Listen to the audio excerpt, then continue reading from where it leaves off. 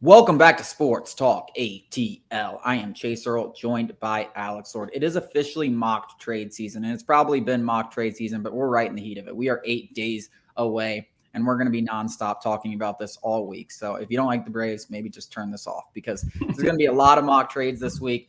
And two, we're going to talk about in this segment come from Bleacher Report. And the reason I paired them together is because they're both targeting White Sox starting pitchers. The first one I'm going to talk about is Michael Kopech. Now, they proposed the trade Vaughn Grissom for Michael Kopech, and this was more about trading Vaughn Grissom to give him a fresh start. I think we're both in the same boat that I'm not necessarily going to call it a fresh start because I think he's proven that he could be a major league hitter and stuff like that. I think he can be a good, valuable second baseman or third baseman or wherever you want to place him. He's been very good in AAA. He's also still 22, so there's definitely value there. I don't think he needs a fresh start.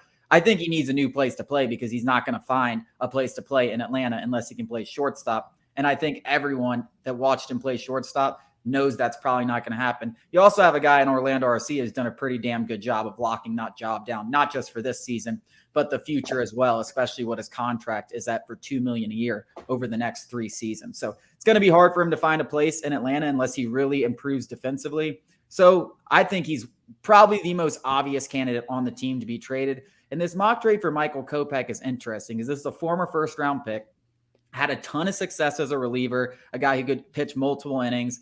He kind of projected as a guy, if he could carry that relief stuff to the starting pitching, as a guy who could be a potential frontline starter. That's what the White Sox thought about him. It hasn't panned out. His control's definitely been an issue. But let's not beat around the bush here. There's talent here. There's strikeout potential. There's a pretty good floor because you can always move him to the bullpen and move him to this hybrid reliever, which I always talk about, super, super valuable come playoff time. And I think the Braves could start him out as one of their back end rotation things and see if they can sort out his issues because the White Sox haven't been the best team at developing talent. Like it is night and day what the Braves have been able to develop compared to the White Sox. The White Sox have had a ton of players, and they're way out of the playoff race for a reason. They're not good at developing talent. It's not a great place to play if you're a young player. The Braves are the opposite. So you look at how they've been able to get the most out of these guys. This is a guy with multiple years of control. You're only trading Vaughn Grissom, who I just said is expendable. That's an intriguing hypothetical, in my opinion. Yeah, I mean, you look at some of the stats and just the different roles he had, at a 13 strikeout per 9 and 21 when he was, mainly a reliever. That's dropped down all the way to 7.9 last year, 9.9 this year. Strikeout per walk was 4.29 when he was a reliever. That's all the way down to 1.8, around 1.8. So it's clear the guy is just, he's better suited, at least his numbers say, as a reliever. That's not to say he couldn't assume one of those hybrid roles, like you said, Colin McHugh-esque role. Colin McHugh can go out there and start games for you, give you a few innings. He can come in relief. Starter doesn't go as far as you would hope, to give you a few innings. So I like the idea of trading Vaughn Grissom for a guy that, doesn't only help us this year, kind of helps you in the future. And Alex Anthopoulos has not been afraid to trade for guys that are not just rentals, but guys that are under contract for several years to kind of fix issues that haven't even arisen yet. Issues that are future issues that he's going to fix right now, help the team win right now, but also in the future. And this could be one of those guys. Yeah, I just think with Kopech, you get the high floor because of the relief possibility, and you get the high upside because if he stops walking batters while he's a starting pitcher, he could be a really, really good pitcher. And I'm not going to say he's going to be like Max Fried, but he could be a mid-rotation guy. I mean, there's upside there. And you got 2-3 years of cost-controlled starting, which is very valuable. It's hard to find that. So if Vaughn Grissom is all it takes to take a risk on something like that, I think he fixes your back end of the rotation issues now, and how you use them in the playoffs probably will be determined how guys like Bryce Elder and Kopech do in the rotation. Whichever one of those guys is hotter will probably be the fourth starter in the rotation. Maybe if Kyle Wright comes back, neither of them are, but who knows? We're not going to talk about that. But at worst, you get another relief arm that has performed really well.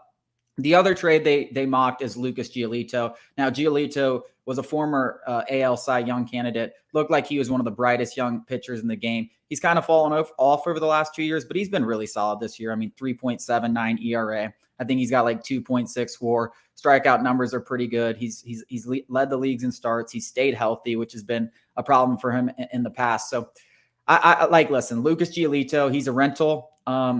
I would love to add him in there because it would really solidify the Braves rotation and give you a ton of guys. That would not be an issue for this team looking towards the playoffs.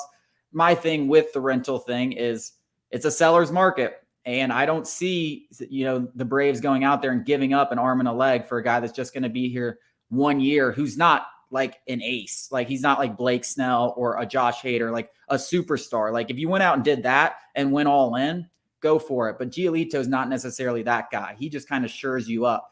So I don't know if they're going to give up a ton like it might take for a guy like Giolito who's just a rental. Yeah, both of these guys are starters in Bleacher Report's article. Though you said obviously Kopech could be the reliever, worst case scenario, high floor. You mentioned all those things, but I'm still just not that concerned with the starting rotation as it appears everybody else is if they're writing about the Braves and what they need. You wrote another article, sportstalkatl.com. Go look at this site. I think it was MLB.com said, we need starting pitching. And I don't see it because I am assuming Max Fried comes back healthy. Maybe that's not smart. Maybe that's not the way Alex Anthopoulos operates, which is probably smart. Hope for the best, prepare for the worst type thing. But I'm still just interested in that potential high leverage reliever. And then one guy on the White Sox, Joe Kelly, Bulldog. He's got some nasty stuff. Hasn't been that great this year. They've got a lot of playoff experiences. Wendell Graveman, and he comes with 2 years of control. That's the guy I would love to get. Listen, I can tell you how Alex Anthopoulos views starting pitching. It's super expensive, and it's really hard to find value. In a seller's market, it's going to be even harder to find that value. Look at who the Braves have started in their last 2 postseason runs. All right, obviously last year, you got injured. You didn't make it that far. But 2021 in the World Series, you're starting Dylan Lee and Tucker Davidson, 2 guys who have basically never started a game in their careers, let alone in the World Series. That's who they were starting in the World Series. Go back to the 2020 NLCS. They started AJ Minter, a rookie Kyle Wright, and a rookie and Bryce Wilson. They have never been the team to go out there and grab it. And they've won a World Series by not going out there and overpaying and grab it. So that is not going to happen. He is not going to, if it falls into his lap, yes, he will reassure this. But what's probably going to fall into his lap isn't what Braves fans are going to like. It's going to be what they've gotten last year, Jake Odorizzi, and what they got in 2020, Robbie Erlin and Tommy Malone. I don't see them going out there and nabbing any of these guys for any reason, because it's going to be so expensive. And that's just the nature of the beast. Coming up after the break, we're going to continue with these mock trades, this time from MLB.com.